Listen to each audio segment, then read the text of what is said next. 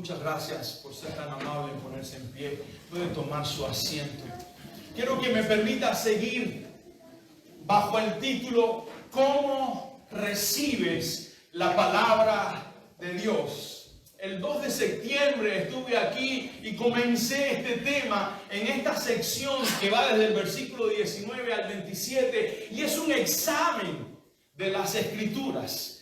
Recuerde que Santiago le está escribiendo a un grupo de judíos que han tenido que salir de la Palestina, están dispersos, producto de la persecución. Y ellos no saben si el día de mañana tendrán vida o no. Ellos no saben con cuánta seguridad podrán seguir adelante. Y él les escribe 13 exámenes para que ellos se examinen a sí mismos y vean si su fe es una fe genuina, si su amor por Dios es un amor genuino o simplemente es un amor muerto, es una fe falsa. Y conviene que nosotros también hoy en día nos examinemos. Vimos el primer examen, el examen de la prueba, cuando tu fe es sometido y está bajo una presión, ¿cómo reacciona? La fe falsa abandona al Señor, la fe verdadera persevera. Cuando uno está bajo la tentación y cae en pecado, la fe verdadera reconoce responsablemente yo he pecado y libera a Dios de toda responsabilidad. La fe falsa culpa a Dios o a otros o a circunstancias e indirectamente está culpando a Dios. Y ahora les escribe el tercer examen, que es el examen de las Escrituras. ¿Cómo recibes la palabra de Dios cuando la escuchas? El domingo 2 de septiembre les hablé de 3 maneras en que el texto nos indica, no se me ocurrió a mí, está aquí en este texto y es muy práctico, es muy fácil de entender. El texto nos indica 3 maneras y traté en aquel momento, hoy voy a tratar una cuarta y una ilustración acerca de cómo recibir la palabra de Dios. En el versículo 19, él dice, cuando escuches la palabra de Dios, sé pronto para oír, ten una disposición para oír. No hables apresuradamente, no te enojes. ¿Por qué? Usted debe saber, amado hermano, que aunque les amamos con todo el corazón, muchas veces la palabra le va a confrontar con su pecado. Pero anteriormente lo hizo conmigo, quien he estado estudiando este texto. Y usted tendrá que reaccionar a esa confrontación. Y Santiago dice, cuando escuches la palabra de Dios y confronte tu vida con un pecado que hay en ti, no reacciones con ira. También hay ideas falsas que en nuestra vida pasada, cuando éramos más jóvenes, cuando quizás estábamos en nuestros países donde nacimos, algún pastor o alguna iglesia nos enseñó, pero al analizar detalladamente la Escritura nos damos cuenta que no es como nos lo enseñaron. Y usted ama esa enseñanza porque ama a esa persona que le enseñó, pero ahora usted se encuentra en una disyuntiva, en una alternativa, no sabe qué hacer. ¿Se aferra a lo que le enseñaron o cambia y toma lo que usted ha entendido que dice la Escritura? En mi vida me ha tocado desaprender muchas cosas que aprendí mal por personas que amo y me enseñaron, pero me enseñaron mal. Al analizar la Escritura he tenido que cambiar mi rumbo y alinear mi vida a la palabra de Dios. Así que esa es la primera recomendación que nos da Santiago. Ten una actitud de mansedumbre cuando recibas la palabra de Dios. No te aires, analiza el texto, ora sobre él, estúdialo una y otra vez, léelo una y otra vez. La segunda actitud que nos habla Santiago es cuando recibas la palabra de Dios, recíbela con pureza. En el versículo 20, él dice, en el 21 dice, por lo cual desechando toda inmundicia y todo el resto de malicia, reciban ustedes. Voy a parar, detenerme ahí. Necesitamos, cuando vamos a estudiar la Biblia, orar al Señor, hacer un examen de nuestra vida y mirar, hay pecados en mí que no he confesado, necesito confesarlos. Y les puntualizaba que este texto nos está hablando mucho de aquellos pensamientos que desagradan al Señor. Muchas veces creemos que el pecado es la acción física que hacemos y nos olvidamos de lo grave que son los pecados de la mente cuando pensamos cosas desagradables al Señor. Y necesitamos examinar nuestra vida. Necesitamos que el Espíritu Santo traiga a la memoria pecados no confesados. Porque has de saber, mi querido hermano, que el pecado pone nubes en tu comprensión de la Escritura. Necesitamos recibir la palabra con pureza. Y la tercera recomendación que Santiago nos da, y vimos aquel domingo 2 de septiembre, la encontramos en la segunda parte del versículo 21. Dice: y reciban ustedes con humildad. Una mejor traducción es con mansedumbre la palabra implantada, que es poderosa para salvar vidas. Necesitamos ser dóciles a la palabra de Dios. Ella necesita hacer su obra. El Espíritu Santo que la reveló, que la inspiró, necesita transformar nuestra vida a través del estudio de la Escritura. Hoy quiero ver una cuarta. Y si en aquel momento les alenté a leer la Escritura, si en aquel momento les alenté a que tuvieran un programa para leer la Biblia durante todo el año, les recomendé que cuando fueran a estudiar la Biblia no piensen simplemente en leer, piensa en estudiar la Biblia. No piense simplemente en ir a la superficie, piensa en profundizar en ella. Hoy voy a ir un paso más porque así me lo indica el texto y quiero ser fiel a lo que él dice. Y Santiago comienza diciendo ahora en el versículo 22 un término muy fuerte. Es un verbo que está en presente, es un verbo imperativo, y él dice: sean, ginomai, sean. Una traducción más literal sería: sean continuamente, porque es un verbo imperativo continuo que está en media voz de la segunda persona del plural. Ustedes sean continuamente hacedores de la palabra de Dios. Y hemos de entender, hermano, que esta expresión, hacedores de la palabra de Dios, no se refiere a una persona que ocasionalmente hace algo. Permítame poner un ejemplo, por favor. Yo ocasionalmente pudiera ir a YouTube y aprender a hacer pan en mi casa. Y de vez en cuando le hago un pan a mi esposa. Porque casi siempre soy el que le hago el desayuno a ella y a mi hija. Así que, pues, para sorprenderla un día puedo aprender. Pero no soy un panadero profesional, porque solamente lo haré ocasionalmente. Puede que una habitación, un segundo ejemplo, puede que una habitación de mi casa se le dañó la pintura y yo allí vaya a Home Depot y tome un galón de pintura y trate de arreglarla. Pero no soy un pintor profesional, no me contrate para pintar su casa, porque voy a hacer una chapucería. Porque ocasional, los pintores profesionales no van a Home Depot a comprar su pintura, van a otro lugar a comprar su pintura. ¿Ve? Porque yo solamente lo hago como algo ocasional para resolver, pero no soy un pintor profesional. Es importante, hermano, que usted entienda que Santiago no está hablando de una persona que ocasionalmente hace la palabra de Dios, obedece la palabra de Dios. Está hablando de una persona que no solo oye la Escritura. Recuerde que en ese tiempo ellos no tenían la Biblia de papel como tú y yo tenemos el privilegio de tenerla en nuestro idioma, de poderla estudiar, de tenerla completo. Ellos ni siquiera tenían la Biblia completo, solo tenían lo que para nosotros es el Antiguo Testamento, era lo que ellos tenían. Nosotros tenemos el privilegio de sentarnos a estudiar la Biblia completa, y ellos escuchaban. Nosotros tenemos el privilegio no solo de escuchar fielmente la Escritura expuesta, sino tenemos el privilegio de cada día poderla estudiar en nuestras casas. Y es importante que entendamos, puede que algún día o durante todos los días que estudiamos la palabra de Dios nos apasionemos con lo que hemos descubierto, con lo que hemos aprendido, pero ahí nos quedemos, nos sentimos satisfechos con lo que hemos aprendido. Hermanos, el texto nos lleva a que miremos más allá. No te conformes, no te contentes no te satisfagas con lo que aprendes. Necesitas ponerlo en práctica. Ese es el punto a donde quiere llevarnos Santiago. Por eso nos dice enfáticamente: sean hacedores de la palabra y no solamente una persona que oye.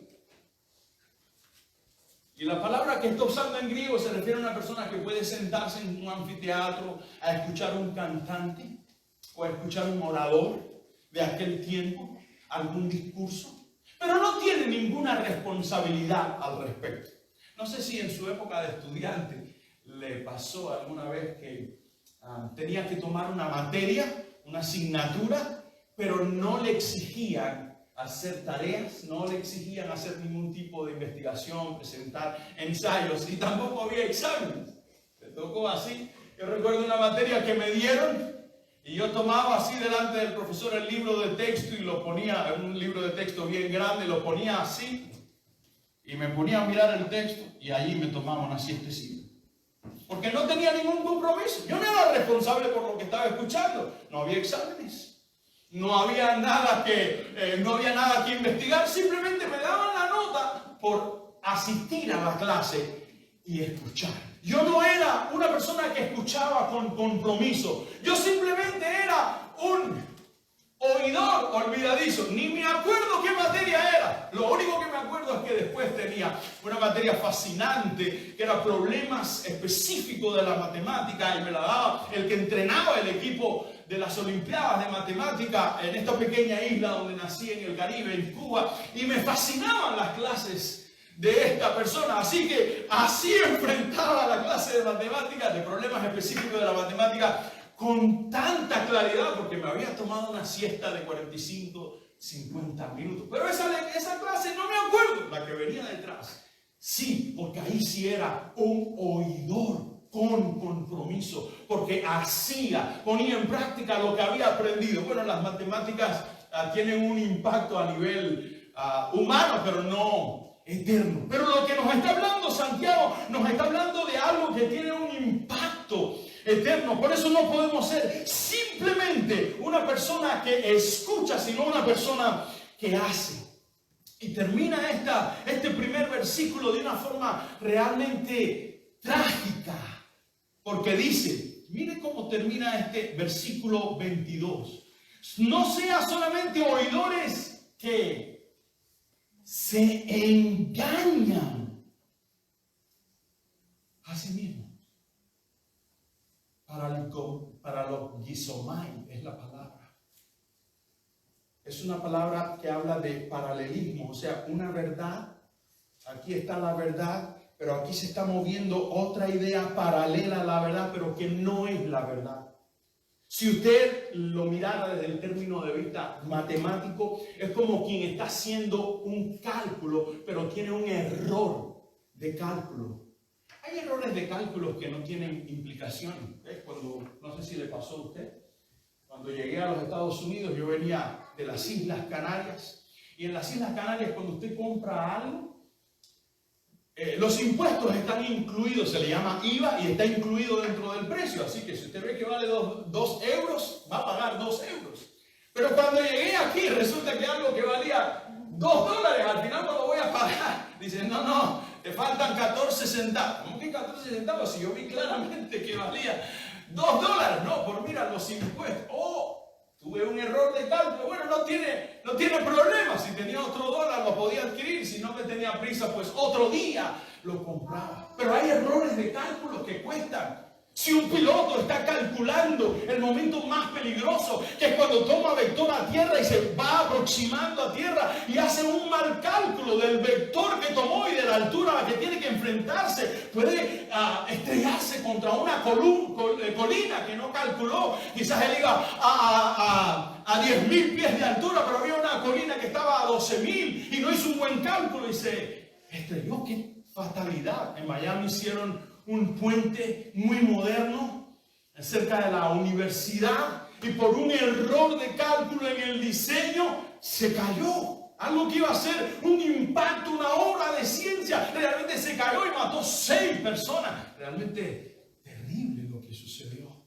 Pues hermanos, en el caso que Santiago nos está hablando, un error de cálculo vida espiritual es algo realmente terrible. Si una persona escucha que ha pecado contra Dios, que ha ofendido a Dios por su pecado, y escucha que hay una oferta, que el propio Dios envió a su Hijo a la cruz a pagar la deuda de nuestro pecado con Él, y nos llama al arrepentimiento y a creer en Cristo, pero una persona que escuchó esas verdades maravillosas simplemente la olvidó y pasó como si no hubiera escuchado esa verdad, probablemente terminará en el infierno, pasando toda la eternidad y pagando por un pecado o por sus pecados que ya Cristo había pagado en la cruz del Calvario. Por eso nos dice Santiago, ten cuidado de no ser un oidor que te engañas a sí mismo. Y hermano, quiero llevarle, porque quiero enfatizar esto por la gravedad de lo que nos está diciendo Santiago. Quiero mostrarles algunos textos para que veamos lo que la Escritura dice al respecto. Si me quieres acompañar, por favor, a Mateo capítulo 7. Y vamos a leer a partir del versículo 15. Mateo capítulo 7.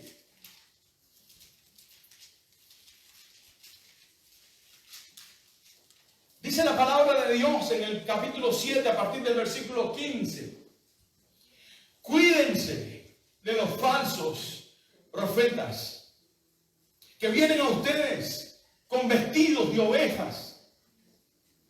Eso es lo que aparentan. Pero por dentro son lobos rapaces. ¿Cómo puedo conocer un falso profeta? El texto nos dice el 16. Por sus frutos los conocerán. ¿Acaso se recogen uvas de los espinos o higos de los cardos? Así todo árbol bueno da frutos buenos, pero el árbol malo da frutos malos. Un árbol bueno no puede producir frutos malos, ni un árbol malo puede producir frutos buenos. Todo árbol que no da buen fruto es cortado y echado al fuego. Así que por sus frutos los conocerán. Pongan mucha atención, por favor, al siguiente versículo. Dice, no todo el que me dice, Señor, Señor, entrará en el reino de los cielos, sino el que, no dice que el que oye, dice el que hace la voluntad de mi Padre que está en los cielos. Muchos me dirán en aquel día, Señor, Señor, ¿no profetizamos en tu nombre? Y en tu nombre echamos fuera demonios. Y en tu nombre hicimos muchos milagros. ¿Qué ministerios, hermano? Ministerios de profecía, de liberación, ministerios de sanidades. Miren lo que el Señor les dirá. Entonces les declararé, jamás los conocí. Apártense de mí los que practican la iniquidad. ¿Estás entendiendo, hermano, la profundidad de lo que el texto nos está mostrando?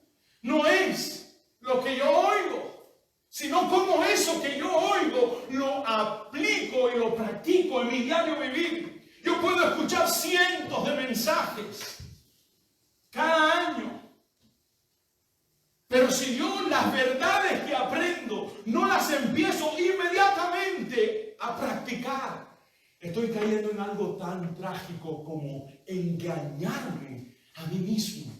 Ustedes ven, hermano, la responsabilidad que tenemos en cuanto a la palabra de Dios, en cuanto a su lectura, en cuanto a su estudio. Hay personas que dicen, es que yo no me gusta leer, es que yo no soy disciplinado. No se trata de disciplina, se trata de hambre. Se trata de hambre. Yo puedo saltarme el desayuno un día, pero cuando llegue el mediodía, seguramente me tomaré 2 almuerzos, sustituyendo el segundo almuerzo por el desayuno que no tomé. Yo puedo saltarme el almuerzo, pero cuando llegue la cena, igual me tomaré 3 o 4 cenas, porque estoy hambriento. Cuando usted tiene hambre de Dios, hermano, usted va a ir a la palabra, sea en la mañana, en la tarde, en la noche, en la madrugada, usted va a regresar. El evangelio se trata de amor, hermano. Por cuanto lo amo a Él, quiero conocerlo a Él. Y no lo puedo conocer a través de mis emociones. Hay tantas iglesias hoy en día que están enfocadas en que usted conozca a Dios a través de sus emociones. Lo que me sorprende es que las personas que experimentaron la presencia de Dios en sus vidas no dijeron que sentían una piel de gallina, una piel que se le ponía china, maripositas en el estómago. Es lo que hoy en día decimos: wow, sentí la presencia de Dios. Mira, estoy erizado completo. Como he llorado. Cuando usted va a Jueces, el capítulo 13, ¿sabe qué le dijo el padre de Sansón a su esposa? Prepárate, porque vamos a morir, porque he visto a Dios. ¿Sabe qué dijo en Isaías capítulo 6? Isaías, que vio y contempló la gloria de Dios, él dijo: ay de mí, que soy hombre muerto, porque tengo labios inmundos y habito en un pueblo de labios inmundos. Lo mismo le pasó a Daniel, lo mismo le pasó a Ezequiel. Estos hombres, cuando se enfrentaron a la presencia de Dios, experimentaron la santidad gloriosa de Dios y se dieron cuenta de los harapos de su pecado. Se dieron cuenta de la maldad que había en sus corazones y se aterrorizaron. Bueno, Daniel, me podrías tú decir, eso era en el Antiguo Testamento. No, hermano, en el Nuevo Testamento también. Cuando Pedro ve la pesca milagrosa, ¿sabe qué hace? Se postra y le dice: apártate de mí, que soy un hombre pecador. Esto no tiene sentido para una persona que tiene una mentalidad de empresario. Era para que Pedro hubiera dicho: wow, con esta pesca milagrosa, 29 días de vacaciones y un día de trabajo al mes. Y descanso julio y agosto. Señor, hagamos un trato. 50-50. 50 para ti, 50 para mí. Ven una vez al mes aquí al lago de Genesaret o al mar de Galilea y trabajemos en equipo. Pero él no dijo así. Él se aterrorizó y dijo: aléjate de mí, porque soy un hombre pecador. Cuando los discípulos estaban en ese mismo lago, se le llama mar de Galilea, pero en realidad es un lago de agua dulce. Cuando estaban allí, y había una de estas tormentas que se presentan inesperadamente, pescadores experimentados, pero ellos vieron que iba a morir y Jesús llegó y calmó la tempestad. ¿Qué harías tú y qué haría yo? Haríamos fiesta. Saquen la guitarra y vamos a tocar aquí. ¡Wow! Porque yo pensé que me iba a ahogar a pesar de ser un pescador experimentado, pero ahora ya no me voy a ahogar. El Señor llegó. ¿Saben qué hicieron ellos? Estaban aterrorizados porque se dieron cuenta que en su embarcación estaba Dios y ellos eran pecadores. Cuando usted ve a Juan en el Apocalipsis, ¿sabe qué pasó, hermano? Él cae desfallecido cuando ve esta voz de trompeta y se da cuenta que es el Señor. Él cae porque se da cuenta de su pecaminosidad. ¿Entiende, hermano, la seriedad de lo que estamos predicando, hermano? ¿Entiende que la palabra ha sido dada? ¿Sabe para qué, hermano? Para transformarnos en nuestro diario vivir. No simplemente esto es un ejercicio auditivo donde venimos todos los domingos, escuchamos y al salir de aquí ya ni nos acordamos. El tiempo va corriendo más deprisa que lo que yo puedo hablar. ¿Quieres venir conmigo, por favor, a Primera de Juan? Esta carta hermosa. En el capítulo 2, la primera epístola de Juan, nuestro pastor hizo una exposición realmente rica, abundante de esta carta y nos mostró diferentes pruebas, evidencias de una persona que ha nacido de Dios. ¿Quieres venir conmigo? Quiero ir al capítulo 2, el versículo 4. Dice, el que dice. En el versículo 6 también dijo esa misma expresión. Uno que ha nacido de Dios. Voy a leer el versículo 6 primero del capítulo 1. Dice, si decimos que tenemos comunión con Él, pero andamos en tinieblas, Juan es muy directo, mentimos y no practicamos la verdad. No se trata de palabras, se trata de conducta, de vida transformada. Vuelvo a decir en el versículo 8, una persona que ha nacido de Dios, dice, si decimos que no tenemos pecado, nos engañamos a nosotros mismos y la verdad no está en nosotros. Si confesamos nuestros pecados, es decir, una persona que ha nacido de Dios, reconoce que peca y lo que hace es que confiesa su pecado y pide perdón a Dios. En el capítulo 2, el versículo 4, dice, el que dice, yo lo he llegado a conocer y no guarda sus mandamientos. Muy directo. Dice, es un mentiroso y la verdad no está en él. Pero el que guarda su palabra, en él verdaderamente se ha perfeccionado el amor de Dios. En esto sabemos que estamos en él, y el que dice que permanece en él debe andar como él anduvo. Hay una vida transformada. Hermano, me quisieran regalar 10 minutos, pastor, me regalan 10 minutos, por favor, para poder ver la ilustración. Santiago nos presenta una ilustración, si regresamos, por favor, y perdónenme que tome más tiempo. Si regresamos al versículo 23, Santiago ahora nos presenta una ilustración por si nos ha quedado una duda.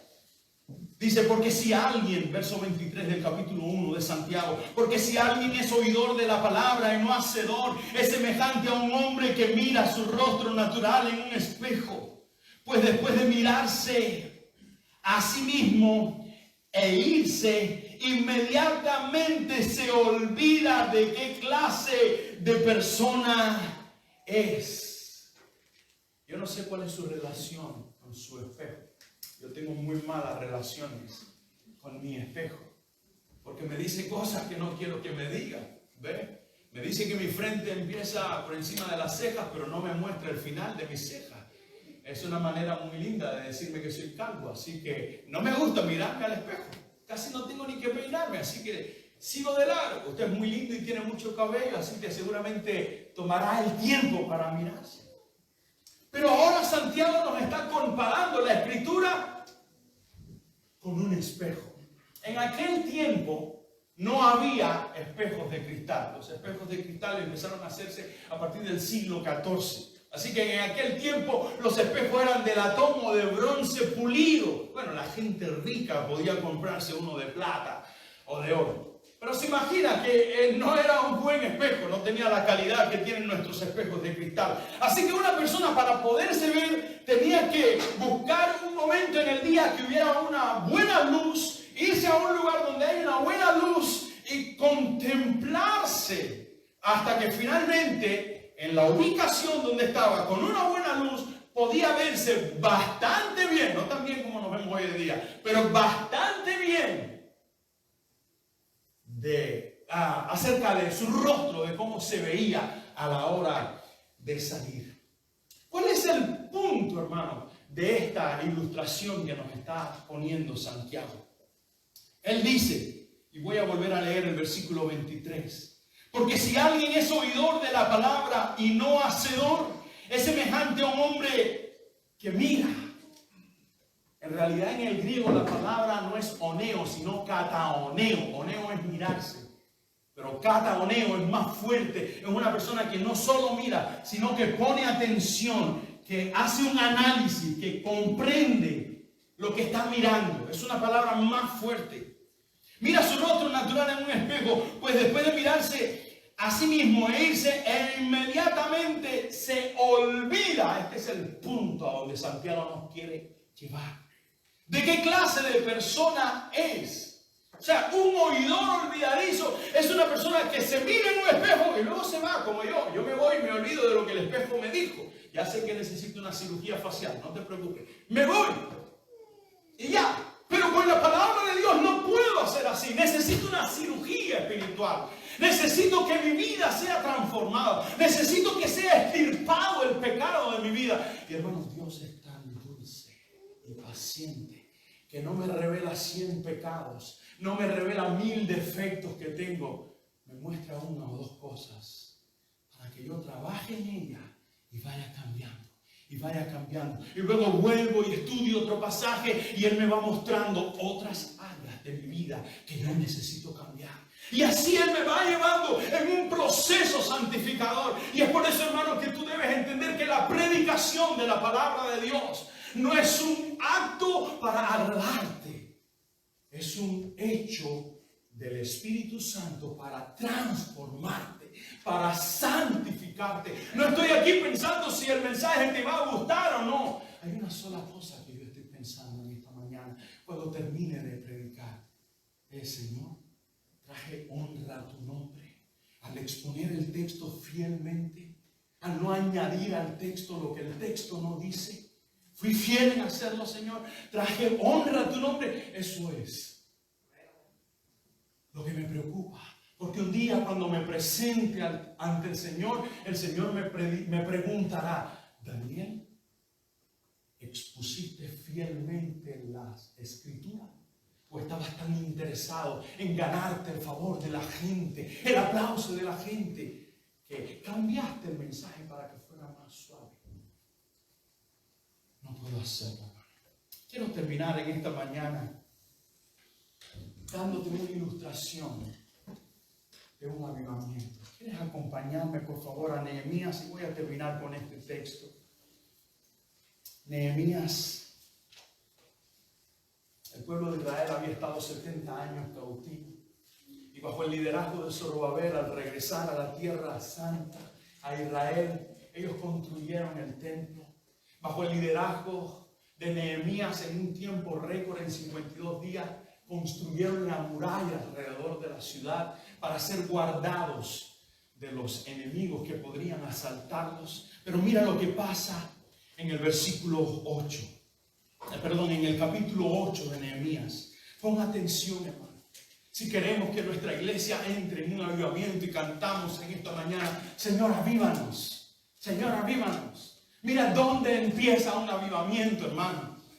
Nehemías capítulo 8. Voy a saltar algunos textos, no lo voy a leer todo, pero sí quiero leer por lo menos los primeros de este capítulo. Dice Nehemías 8: todo el pueblo se reunió como un solo hombre en la plaza que estaba delante de las puertas de las aguas, y pidieron al escriba Esdras que trajera el libro de la ley de Moisés que el Señor había dado a Israel. Ahí empieza, hermano, el avivamiento en una iglesia. Ahí empieza el avivamiento en una persona, en un matrimonio. Cuando ellos piden: Señor, yo quiero ver el libro. Ábreme el libro a mis ojos. Abre mis ojos para ver las maravillas de tu ley. Ahí es que empieza el avivamiento. Mira, hermano, cómo sigue el versículo 2 del capítulo 8 de Nehemías. Entonces el sacerdote Esdras trajo la ley delante de la asamblea de hombres y mujeres y de todos los que podían entender lo que oían. Era el primer día del mes séptimo, y leyó en el libro frente a la plaza que estaba delante de la puerta de las aguas,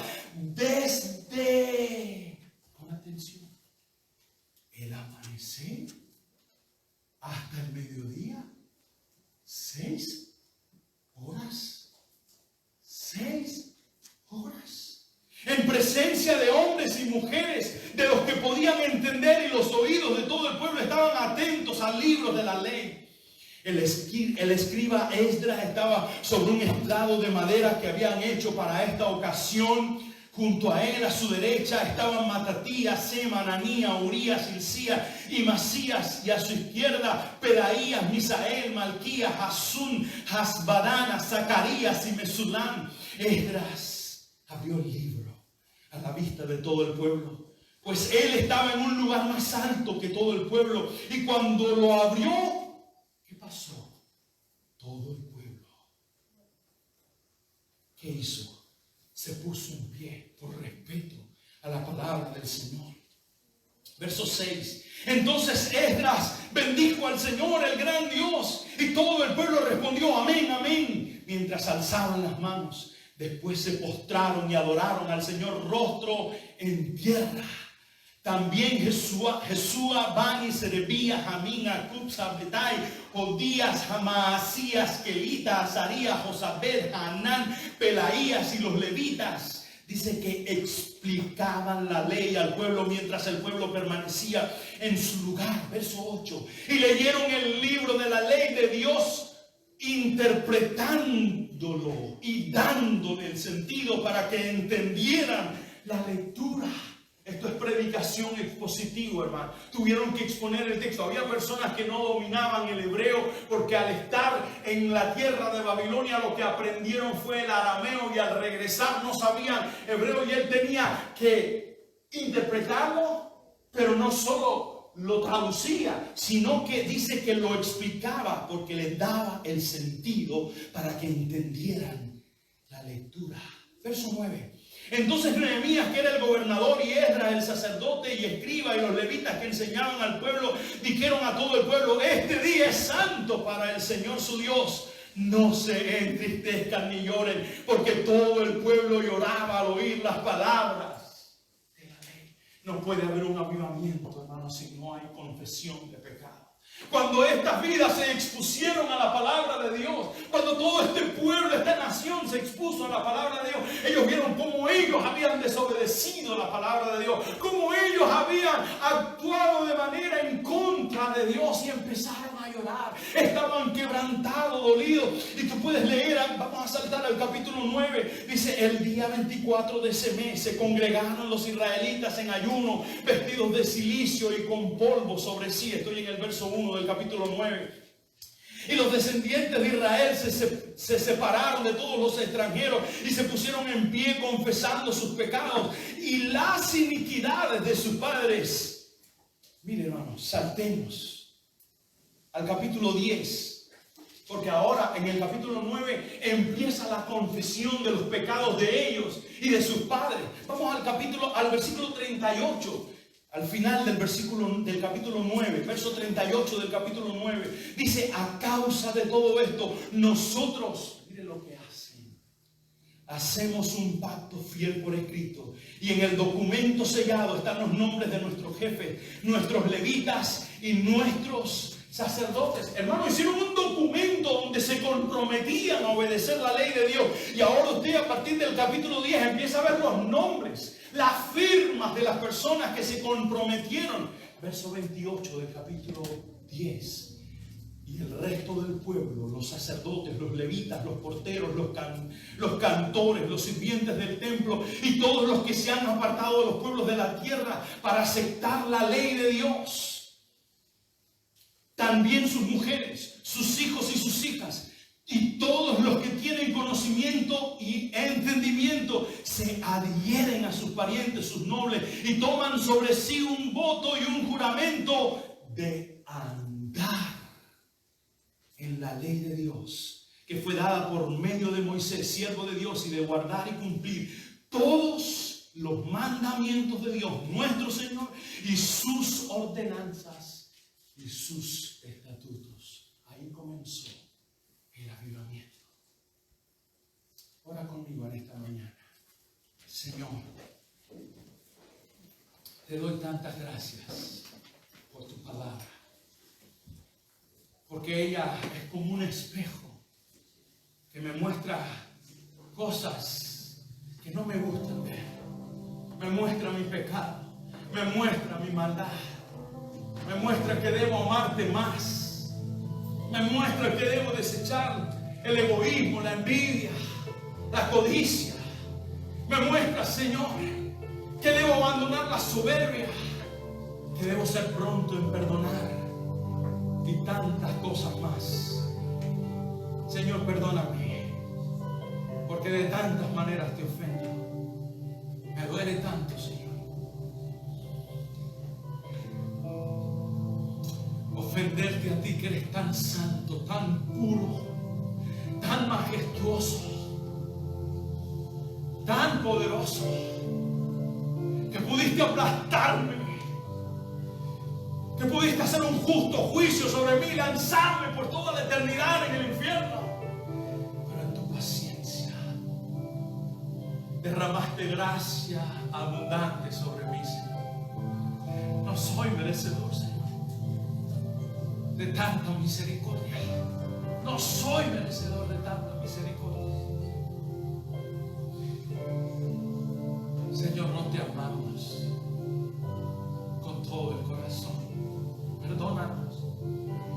Te amamos sinceramente, pero no con todo el corazón. Hay tantas cosas terrenales tratan de atrapar nuestro corazón y se convierten en ídolos. Perdónanos.